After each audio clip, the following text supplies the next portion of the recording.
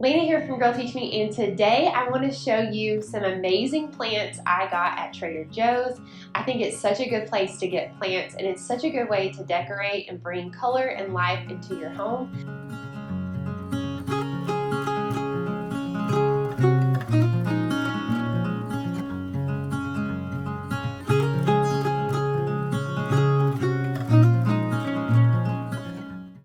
Okay, so here is my big Trader Joe's plant haul right here. All these plants were, I think, around like $50 or so for all of them, which is amazing because if you go to some of these websites that deliver plants to your door, some of these plants just on their own are like $40. So when you go to Trader Joe's, sometimes the plants will just say foliage. Now, this Wild Interiors, they are based out of Ohio, and they actually sell this line of plants, I think, at Walmart, Whole Foods, Fresh Market, Lowe's, the grocery store, and a lot of other places. So if you ever see this Wild Interiors, I think it's a pretty good line. Like, I think it's pretty trustworthy. And if you go check out their website, they have so many resources on there for plants. I really enjoyed that. So on the back of it, it's going to say foliage, which isn't going to tell you a whole lot. It's not going to tell you the exact type of plant it is. It says low to medium sun, keep soil damp, and at room temperature. Explore plants at wildinteriors.com. So actually, I went and they'll have like a foliage tab, and it says find your plants. So this is actually a baby rubber plant, and this is also a baby rubber plant. They're just a slight variation of one another. So baby rubber plants are actually a variety of a peperoma plant, and there's about 1,000 different varieties of peperoma plants. So it's not very helpful to say it's a peperoma plant. It's actually a Peperoma obtusifolia plant. That's a mouthful, right? Like, my 6-year-old and I were trying to say that word yesterday, and it was such a tongue twister. They would prefer, like most plants, to be underwater than overwatered. And how you do it is you have to get like a butter knife and separate it from the side. I'll have to show you. And then you put some water underneath. So this one doesn't have a hole in it. And having a hole in the bottom is actually my favorite type of pot. Put 1/3 of a cup in the bottom, probably 1 time a week, and it sucks up the water from its roots. And so if there's no way for the water to actually drain out, that can cause root rot, which is exactly what I did with my fiddle leaf fig. It didn't have a hole in the bottom, and honestly, the pot probably wasn't big enough to let it spread out, and so it just had a lot of root rot at the bottom. And you want it to be able to go through the plant and have water come through the bottom. So what's pretty cool about the baby rubber plant is it's non-toxic to animals and kids. And it stores water in its thick leaves, so if its leaves start to look kind of shrivelly, that means it needs some water. And you want it to completely dry out before you water it again. So I think a good rule of thumb is probably 1 time a week to 2 times a week, kind of just depending on the type of year. But it's not enough just to touch the top of the plant. You really want to stick your finger about 2 inches down and see if it's still a little bit damp. And if it's still a little bit damp, it doesn't need to be watered.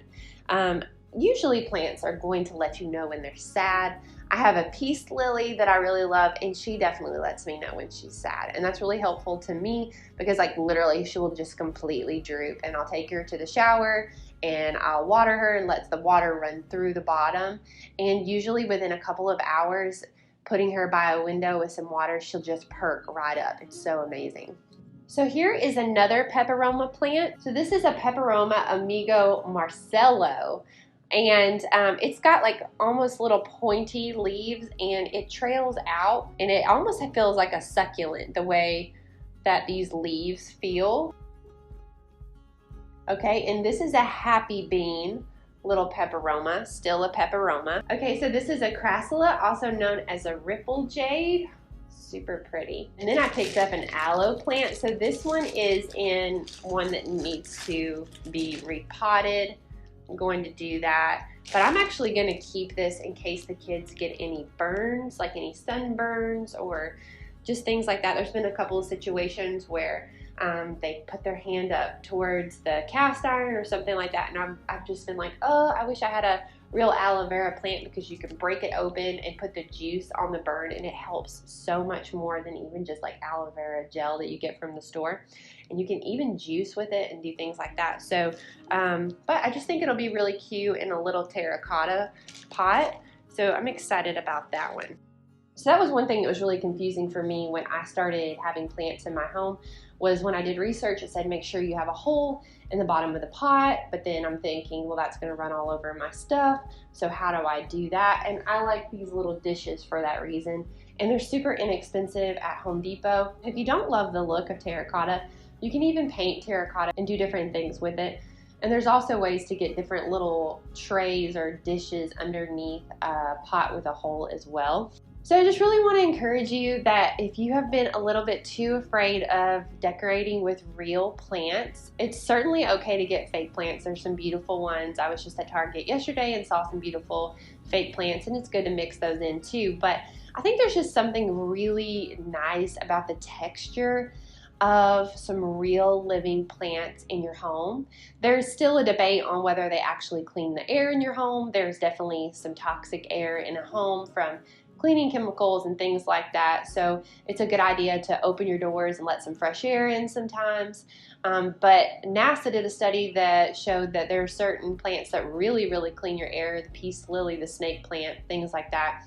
Other research said it's minuscule at best, but I'm just gonna go with the theory that I like to keep some living plants in every room.